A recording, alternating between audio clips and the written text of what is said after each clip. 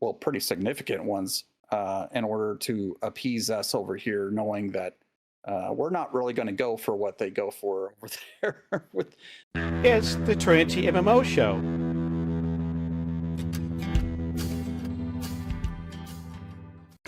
Welcome to the Trinity MMO Show, episode 67.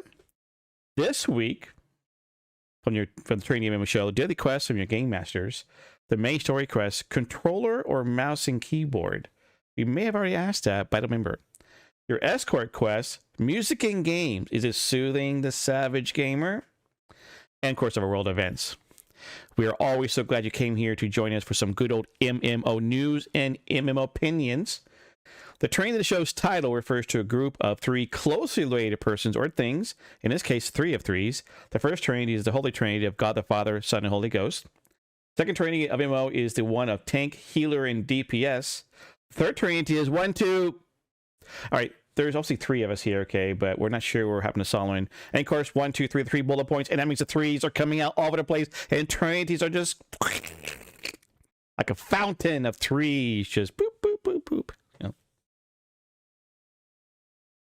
As always, we have our MMORPG experts here to guide you and me, our sensei in the house of MMO games, SirJahzeal. And unfortunately, we're missing our good old senpai YouTuber, Coffee and RPGs, Solomon SK. I'm not sure what happened to him. He was supposed to be here, and we pray that everything's fine. Maybe he fell asleep, or I don't know, but I work overtime. But yeah, anyways. Each week we quest with you with our MMO opinions and news, so we want to get started on that. And so I'm going to hit the first button right now, since I have a little different night now, so boom. It's time for some quests! I have it set up panel-wise to have, when it's only two of us, to do two of us. So it's a little different, my buttons on my Steam Deck right now, okay? Or Stream Deck, sorry, okay. All right, New World. New World, you know that new game that's out? That new world, new game in the new world, which is now the old world, or it's not the old world. We're not, anyways. Server transfers are here. They're now a thing. Even though there has been some exploits, some of those things they had to stop a little bit, but they're there, okay. But it's still now. Blizzard, always in the news, always there. No, there's no canceling the California lawsuit in lieu of the EEOC punishment. Sorry. Patch 9.1.5 is coming out November 2nd. Like I care. Sylvanas novel has been delayed again, apparently to March 29th of 2022. It's a month later than normal, I guess, right? So does anything work fine with Blizzard? And BlizzCon Online 2022 has been canceled. Not delayed, canceled. And to quote, any BlizzCon event takes every single one of us to make happen, an entire company effort, fueled by our desire to share what we create with the community we care so much about. At this time, we feel the energy it would take to put on a show like this is best directed towards supporting our teams and progressing development in our games and experiences. Even though we aren't holding BlizzCon Online in February, we'll still be making announcements and updates for our games. We're proud of our teams and the progress they've made across our games. We have a lot of exciting upcoming news and releases to share with you. You'll continue hearing about those things through our franchise channels. The talented people of the BlizzCon team playing a part in supporting these efforts. In other words, they didn't want to have to deal with any of the media or people coming in and asking questions all over again, you know. And since there's a new guy in charge, this is just me. This is my opinion. All right, Final Fantasy XIV Endwalker, you are running out of time. Okay, you better have gotten your character going, get your Shadowbringer lore all complete, okay, because you're running out of time. Endwalker is the end. Okay, this is the whole story arc from a Realm Reborn to now. This is it. You better get it done, get ready, get going, and just blast off, because it's going to be a ride in Endwalker between November 23rd and the end of the year when everything gets completed. And then starts a brand new story after that. Fallen Earth is back. Apparently this game shut down in 2019. It's making a return, even though I don't really heard about it. Little Orbit CEO Matt Scott says, I'm happy to confirm that Fallen Earth Classic is going to be a real thing. We are now at the very late stages of getting the servers back online, and as some of you on Discord have noticed, parts of the game are respawning again. There will be an announcement soon on the day of launch, but before that goes out, I want to raise a couple of discussion points here to set expectations properly. If you don't know, the game is a post-apocalyptic sandbox, free to play, with optional sub and cash shop. I don't remember hearing about this, but I'm sure I heard about it because I've been following the news for a couple of years now. I probably heard about it, but I never heard of it, or maybe my memory's going, or maybe after watching Blacklist, maybe Remy Reddington got the mind cleaner to come in my mind and remove memories. I don't know. So, well, that's all I had for right now. So we're gonna toss it over to our sensei of MMO RPG news, SirJahzeal.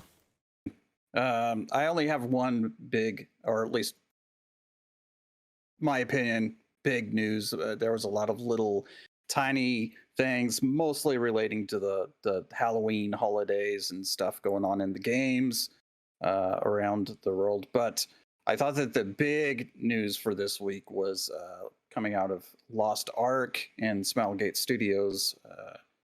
I keep having people forget that Amazon Game Studios they're not the developers, they're just the publishers. That's right, the publishers. This is coming from Smilegate Studios, the people actually working on it. So I'm going to keep putting that out there until people get it.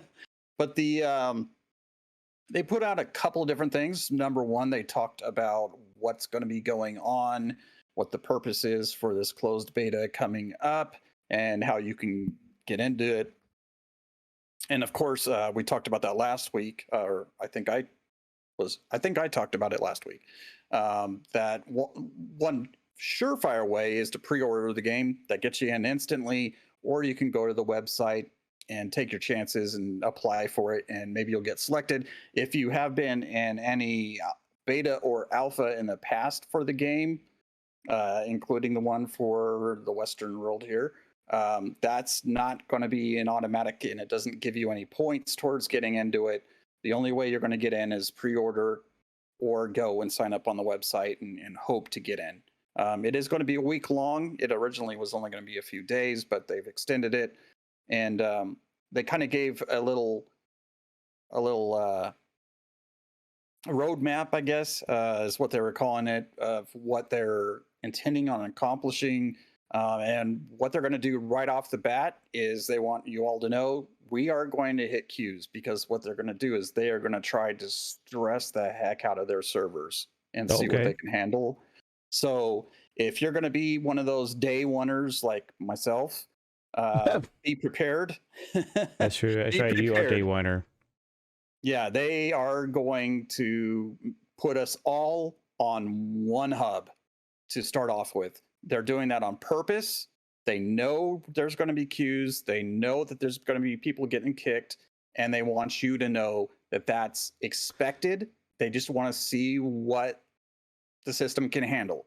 So don't freak out. That's not going to be the way that it's going to be on launch. Cross our fingers. Like they're taking a playbook, or trying to take a playbook from Amazon.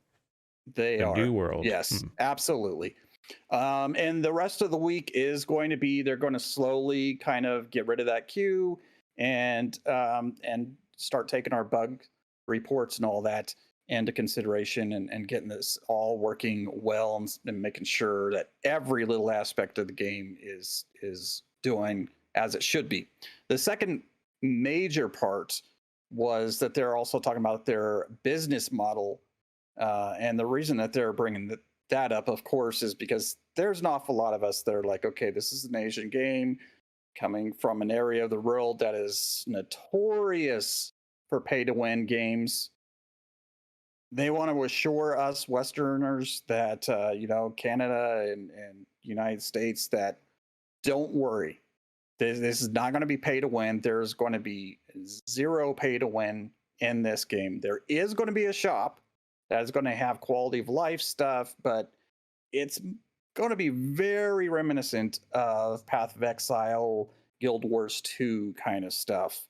And what I mean by that is there's not going to be anything that's going to be game breaking for anyone. There's not going to be anything that's going to they've actually pulled out, because it is available in Asia and in Russia, There's like experience bonus you can buy and stuff. That's been pulled out for the Western release. That is not there anymore. There's a couple of other items that they felt is going to give people an unfair advantage if they got money. They don't want that there. They don't want their name being marred. And they know that most of us, if we see anything like that, we're going to sniff it out and we're going to shout it off the rooftops. So they've gone in and done a lot of stuff. What I wanted to do was kind of read through what they said here on the website. If you go to playlostark.com, you can actually go over and read their business model there for yourself. It's not that long of a read, but it does have their currency types, which is very interesting. They have 4 different currency types that we will get to. And this is another reason I only am doing one thing today, is because this is going to be a little bit longer of a spiel. But I'm just going to go the bulletin point number 1 in the business model is to ensure, or wait, I'll start here. Amazon Games has been working with Smilegate RPG to update the business model to more closely align with Western norms. Again, it is an Asian game, but they're bringing it over here and they want to make it right for us because we are a different beast over here as game players. And players' expectations, here are some of the adjustments. Number 1, to ensure all purchases in-game feel optional. I like that. It is important players have a path to acquire all items in our in-game store without having to make a purchase. Okay, so most items are available with crystals, which can be earned by trading gold at a player-run exchange. Any item without a crystal price will be tradable via the in-game trading post as well. This means that all the items will be available in-game. Earnable currencies with few exceptions, such as the Founders Packs, which I've purchased one. And Solomon, I think he got one as well.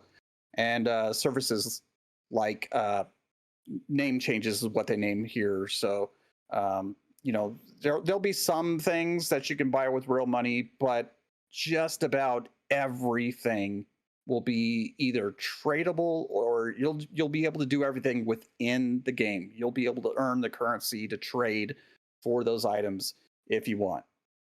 Number 2, we have updated how pet features function. Originally, players would rent features on their pets each month, and the pets would gain additional functionality. An epic grade pet will be available for free as a quest reward for the early stages of the game. In our version, in our Western version, pet purchases are permanent, and the features that we were previously renting are now available through the Crystalline Aura benefits. Auto looting remains a default feature of the pets, which it previously in the Asian and the Russian version, it was something you had to purchase. And now it's default. You automatically get it. Regardless of whether or not you have the Crystalline Aura active. Now, the Crystalline Aura is kind of going to be like a ESO Plus kind of thing. But again, you can purchase that with in-game currency. So if you're really grinding, you can probably do that, which is what I'm going to try to do, honestly. No money out of pocket's fantastic. Number 3, we tuned the timing on Mari's secret store to make products stay in the store for longer periods of time, giving players more time to make a purchase decision. Players will have 72 hours before items rotate out of Mara's secret store. Mara's secret store has all kinds of goodies in it, including cosmetics and some other... Well, it's pretty much all cosmetics, really, from what I remember. But they used to, I think it was only 24 hours. I'm trying to remember. Got all these MMOs in my head. But anyway, now they've extended it so it's a longer period of time. So you're not going to miss out on those cool things that maybe you don't quite have the coin for yet. Give you a couple extra days there to gather that together to get that cool cosmetic. Number 4, we reconstructed the premium service Crystalline Aura to provide fair and fully optional benefits and avoid potential pay-to-win mechanical advantages. Again, that was something I was worried about, and they're answering right here. They're doing everything they can to make that not a thing. Examples of these changes include removing increased movement speed, increased combat XP from the crystalline aura benefits, and adding in some of the PC cafe benefits like half-priced ship tickets and free triport trips. I'm not going to read over the whole rest of the thing here, but I will say the 4 currency types that you can get are royal crystals, gold, and silver. The gold or silver, gold, and crystals, you do earn those in game. Just playing the game, doing your quests and going around and doing whatever in the game, you earn that stuff. Naturally, it's nothing that you have to purchase. The royal crystals are currency, the only currency with real money that you can't purchase. However, you they really are just used to buy crystal packages, which is a tier that you can earn in game. You can purchase those packages with in-game currency without paying real money. So that's really that 4th one, the royal crystals, you don't really need to worry about unless you've got the extra money and you want to put it into the game. Which, hey, if it's a great game and you want to support the devs and whatnot, this is free to play. So maybe that's something you might consider, buying them a cup of coffee or something, kind of a thing. But it is mainly for cosmetics and other items in the game that are just quality of life kind of stuff. Other than that, man, I gotta admit, the worry that I had even yesterday regarding this game, and the pretty significant concern I had about pay to win and what we were going to be getting, it's alleviated. I feel really good about this at this point. So I just wanted to bring that all to your attention, because I know several of you have asked me during my live streams what I thought was going to happen with it, knowing, like I said, they're infamous in Asia for doing that. Their player base and ours over here in Canada and the US are 2 separate types of players. And I'm really happy to see that they are paying attention to that and that they're making tweaks, pretty significant ones, in order to appease us over here, knowing that we're not really going to go for what they go for over there. With the pay to win stuff would have killed it. It would have just killed it over here. So every valuation shall be according to the shekel of the sanctuary. 20 gerahs shall make a shekel. Okay. So anyways, if you do want to go buy the game, there are founders packs from $15 all up to $100. And depending upon how you actually look for it, you get little things like all of them get you beta access and a head start and a founder's exclusive pet and a 30-day crystalline aura and a founder's title. But hey, you pay $100, you can get a ton more stuff, including 7,000 royal crystals, okay, a platinum supply crate, a founder's exclusive avatar, a character expansion slot, founder's avatar, founder's exclusive mount, and a platinum welcome crate. I might spend a little money on the founders pack. Alrighty, so that's why you come here, to listen to the Game Master, SirJahzeal. We don't have Solomon for anything, so we will now move on to the next of our items, our main story quest. It is time once again for the main story quest, where the Trinity Bros give you their MMO opinion. So I was thinking about this because so many people talk about like controllers being better than mouse and keyboard. We may have had this topic a long time ago on the show. I forget, I'm not remember now, okay? I should actually write that down as a spreadsheet of all the topics we've had in the past. But I was thinking about this, okay? There are people who like literally cannot live without a controller, and they play with a controller, and their life is a controller. Then a mouse and keyboard, like, There are those like me who play mouse and a keyboard, and controllers like, It's like, I know, I can't do that. Controllers are 2 things, right? The fact that we saw that the Nintendo is coming out with their updated N64 controllers, wireless with the shaker, everything. It's like it's got all the modern features today, but it's in the shape and style and stuff like the original N64 controllers.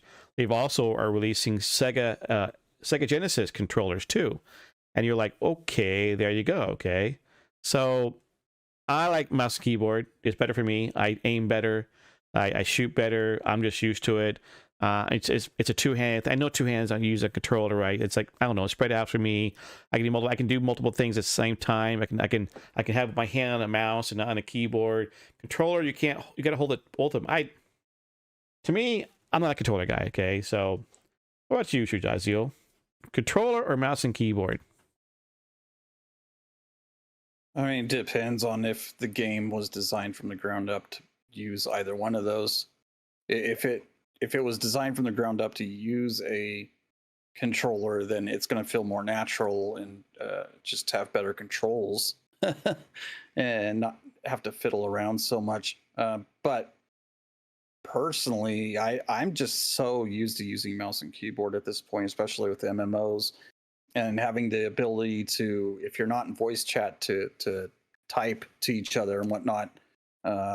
It's easier. And being able to do hotkeys, set up your own hotkeys and have everything laid out, and being able to multitask, while you're playing your game, being able to alt tab out and look something up, or all that, it's just easier with the mouse and keyboard. And of course, being an MMO guy, I got my MMO mouse and everything. So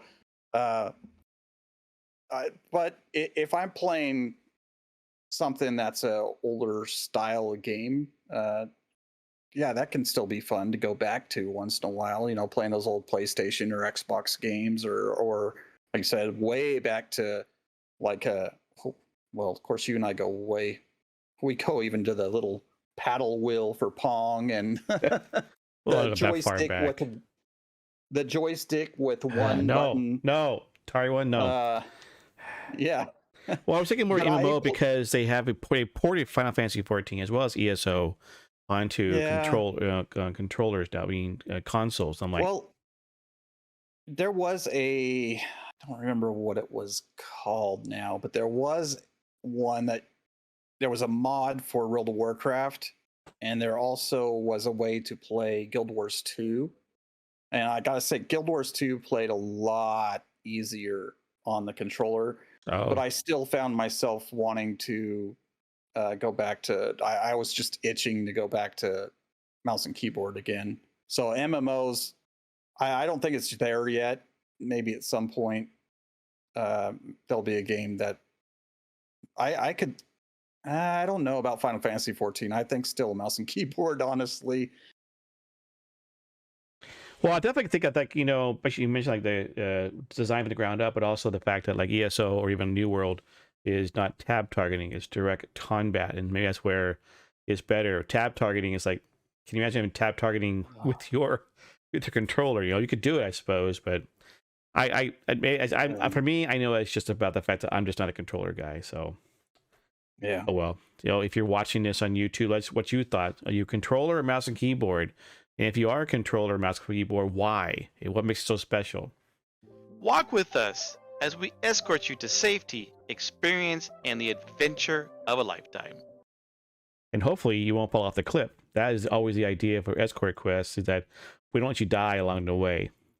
All right, this one I thought was interesting. At least I thought it was. There was an article that came out about best 10 MMOs soundtracks, And I know, having my son who loves Final Fantasy 14 and talking about the fact that it has a great score, and then going to Seattle Symphony Orchestra when they had a concert there. Not one time, it wasn't them, but Benny Royal Hall, and listening to the music and how classic it is, okay, and everything about it. I started thinking about a question. Of course, since SirJahzeal is a musical guy, I thought this would be kind of a cool, interesting question about, first off, is music important to the game?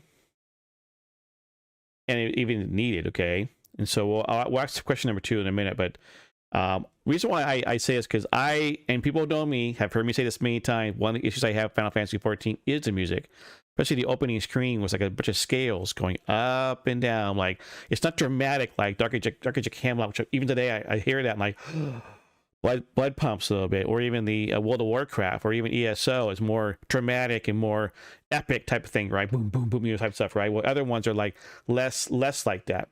And so I'm like, and of course when you're listening to the game, and sometimes you're in the middle of a fight, the music is not really noticeable to you. It's not really what you're going to do, right?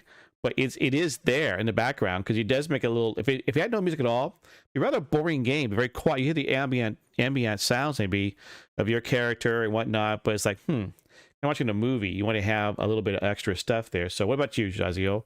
Is it important in the game? Is it needed? Yeah, I think so. I think it's all part of the experience, and I do own a lot of soundtracks, especially for MMOs. And again, it's also that nostalgia thing because just the other day, I don't even remember what it was. I think it was just going down the rabbit hole on YouTube, but I was specifically looking up. Gosh, what was it? I think it was something for Dark Age of Camelot. And ultimately, I ended up listening to some of the tunes on there. And then I went, of course, that took me to to EverQuest. And man, just listening to the loading screen music and the character select screen music and all that just took me right back. And then I, of course, went and listened to, there was a guy, I can't remember his name, on YouTube that did piano versions of all the main title songs for all the different areas in the game. And I was able to, within the first couple notes, I was kind of doing what's that song, or what was the name of that game show they had back in the 70s? Name that song. Name that tune. Name that tune. Right. And I was kind of doing that, and with my daughter was sitting there, and I'm like, "Oh, that's Feydark," and she's like, "What?" I knew what zone it was just by the first couple of notes. Yeah. And it took me right back to just the memories of questing through each of the zones and hanging out with my friends and goofing off and raiding and all that other stuff. I got to give some kudos too to the game we played here recently that just came out, New World. I got that soundtrack, and it's excellent. It is really good. There's a couple of them that it's kind of the same theme, done with different instruments or whatever, and maybe played at on a different scale. But man, it's really good. It's really good, and I even have listened to it a couple times just while I was doing sermon prep or whatever, But what I really like are games where it just transports you to that place, and it's subtle. It's not. Especially if you're just out questing, you don't want something that's really obnoxiously up front. You want something that's kind of in the background, but adds to that mystery and that allure of that area, and really captures the atmosphere. And there's been a lot of we've named a couple already here. World of Warcraft has always been excellent at that. Final Fantasy is just awesome, and some of those boss fights, when it turns into like a heavy metal song all of a sudden, or a rock song, I got a big kick out of it.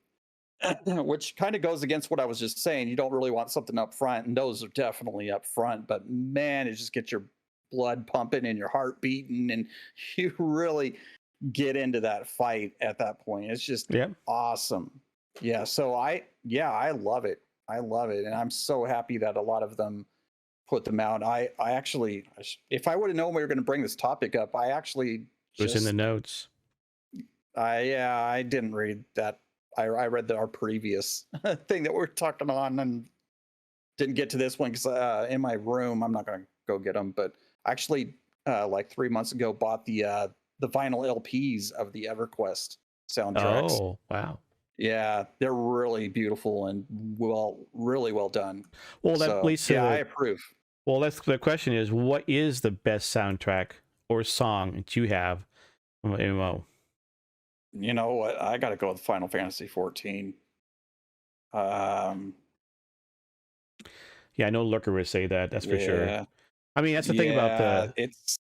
There's too many good. yeah, every zone has its own little score, right? And they do it, in a way that, on one level, that's why I said Yeah.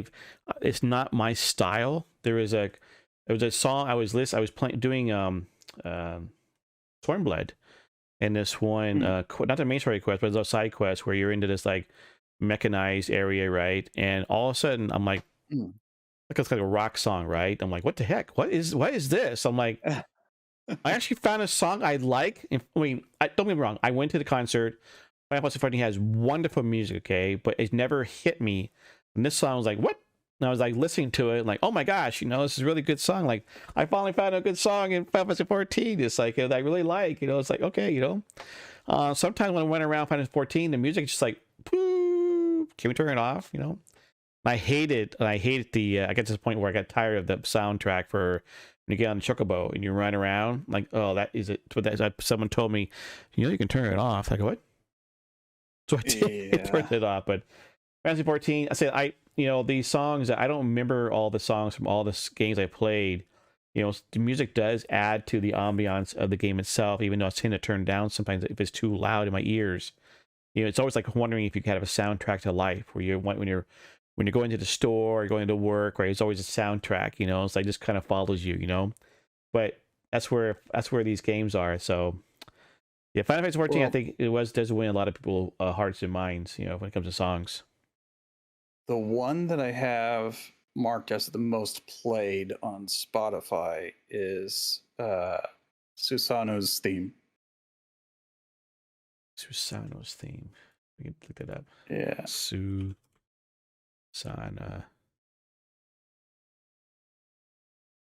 I misspelled. There it is, Susanoo. It's SUSAN. See, listen to her. Commercials. Stay up past her bed. I have commercials first. First is commercials on YouTube, It shouldn't be. This is a game song, so it shouldn't get me pinged, right? I don't think so. Yeah. There you go. Okay. I've been having. Dune commercial. 2 commercials in a row. Oh, that's not right. There you go. It's terrible. The Pool of Tribute. It's got like a.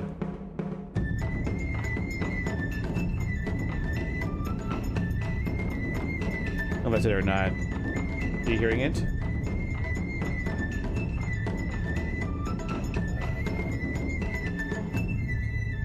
It's just a Japanese festival style theme.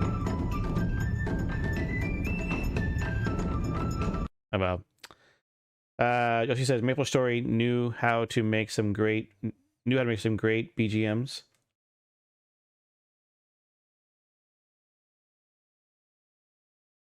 Okay, no, this is another version of his song. Is this the same one or not? Yeah, same song. All right. Anyways, this is the best video. Same song, standalone from Final Fantasy 10. 10. Boss theme song lyrics. I haven't played 10 in years. It's the only old Final Fantasy I played outside of 14. Well, 11 too. Yeah, that's a good song. Good rock and roll song. That's been a while. I mean, I did not play a lot of Final Fantasies. Okay, 10 I played. It's one of the things where I would play it, my kids would watch me, and I couldn't find. I think if the final boss was beaten not by me but my son's best friends. Okay, but then Final Fantasy 11 I played a little bit of, not a lot. Then Final Fantasy 14. Obviously I've not played 15 or other ones. So. All right, that's cool. I mean, that's where maybe we should do is we should like a future show count down Jahzeal's 10 favorite MMO songs. If we can do that, I'm not sure if we can or not. Yeah, I could do that. Like Jahzeal's 10 countdown. Oops, hit the wrong button. So now it's 10 Top 10 MMO songs. Okay. Well, we would ask Solomon if he was here, but he's not here, so that ain't gonna happen, is it? You know. You pinged this yet? Nope. No pinged this yet. No. He All must right. be in dreamland. Yep. So that's that's it for our Escort Quest. I think we got you guys safely to a wonderful spot. Now you're all ready to go listen to some music, you know, on Spotify or Amazon, whatever you happen to be listening to your stuff. You know, of course, I said I thought about doing is taking the Dark Age of Camelot theme and put it on something in my stream somewhere, because it's a classic for me, and it's a reminder of when I first started playing MMO games and how I used to play it and raid and all different kind of things, but it's also a reminder of my weakest point in my life, okay, when I greatly sin. So it's one of the things where it's like I don't want to go back and relive the sin again, but you know, in fact, it does remind me of the fact that, you know, I can be forgiven, I can be given a new life, okay. You know, as Mr. Gamer, it was exiting out, gospel means good news. The bad news is we have all sinned and deserve the wrath to come. But Jesus the Messiah, Jesus Christ, died for our sins, was buried, and raised again on the third day, according to all that was written in the scriptures. Prophecy come true. Hundreds of prophecies that came true. He ascended into heaven and sits now at the right hand of the God the Father. Jesus said, I am the way, the truth, and the life, and no one comes to the Father except through me.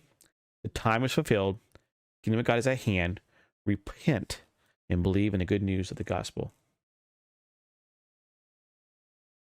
All right, world events. Okay, so tomorrow is Age of Empires 4 comes out. I haven't decided if I'm going to buy the which one, the regular one or the better one. Tomorrow is Train Thursday, so do I want to play Age of Empires 4? Even though right now I'm trying to get finish up Shadowbringers and play New World, and yeah. But hey, 504 Endwalkers is coming out on November 23rd. So join us for a launch party. That is right, launch time for us with you guys. We'll let you know the details of the time and the place on 23rd. I believe it's a Tuesday. Wait, 23rd. That's the week of Thanksgiving. Ooh, I have some days off. Oh, sorry, U.S. Thanksgiving. Okay, not everyone is going to have a time off. It's not an MMO. It's just a regular Age of Empires 4 remastered, so to speak, made all new, and it made some improvements on it. So no, it's not an MMO. But yeah, November 23rd, Tuesday, is coming out. So join us for that. Maybe I'll take a vacation day on Wednesday because of the fact that the rest of the week is a holiday. So at least here in the United States. Here in Canada, you already had your Thanksgiving, so it's already passed. And then, of course, Lost Ark, as I mentioned earlier by SirJahzeal, is coming out next year, 2022. So we'll be doing that too, launch party. As you heard already, Jahzeal and Solomon have already pre-ordered. I have not yet. I haven't decided if I want to go for which Founders Pack I want to go to. So we'll check it out. But and don't forget other MMOs coming out next year at some point, or Blue Protocol or something. We'll have to find out the actual dates if they ever do come out. So 2022 should be interesting. This year has been a really interesting year for MMOs. Maybe we'll have an end of the year celebration type of thing about this world, this world of MMOs we love, with New World coming out, but also Crowfall came out, and there's been other things happening. Maybe next year we'll finally get Ashes of Creation and other things. Who knows? We as gamers want to make sure they're done right. All right, our quests are done, even though we were missing one person in our party. Made it a little harder to do those quests, okay? But we did it. Extra potions, okay? The dungeons were cleared. The loot was distributed. Ha ha ha. We didn't have to share it, did we? Just stay with me, Jahzeal. You have to share our loot this time, you know? Yeah. And crafting orders that we had been given to do are complete, and you've sent off to the people who requested them. So now it's time to go AFK. So where can we find you, SirJahzeal, these days? Twitch.tv SirJahzeal and Discord, and maybe Twitter if I feel like it. And in New World. That's about it. People can find as you far in as New a World, game, right? Yeah, as far as a game right now, yeah, it's pretty much New World. But as soon as I get the funds, I'm going to be back in Final Fantasy 14. You can find me on Kennethan, which is right here, or on Kennethan Live on Twitter. You know, I do have other things, but I don't really use them much. I've been in New World online when I'm streaming. I've been playing Final Fantasy 14 offline. My goal is to get to finish Shadowbringers. I'm not doing all the side quests. I'm trying to keep focused, except for the ones with the Aether stream, so I can actually fly around. But otherwise, I've been focusing on that. Okay, so there. And Solomon, I have no idea, but you can find him on Coffee and RPGs on YouTube, where he's at. All right, so that's it today. We'll see you next week on another episode of the Trinity MMO Show on Tuesdays. Normally, Tuesdays 8 p.m. Pacific time. Okay, it would be 11 p.m. Eastern. You know, that's why we're here. But anyways, we're on the West Coast, so we do our things our way because this is our time to shine. Okay, not like when someone says 8 o'clock. I'm like, what's 5 o'clock, dude? I'm just like, I'm getting off work. I haven't eaten dinner yet. I'm like, come on, you know. But that's what people do because most of the people in the United States are in the East Central Time Zone, so we just live with it. Check out the further adventures of Kennethan by liking and subscribing and watching me live on twitch.tv/Kennethan.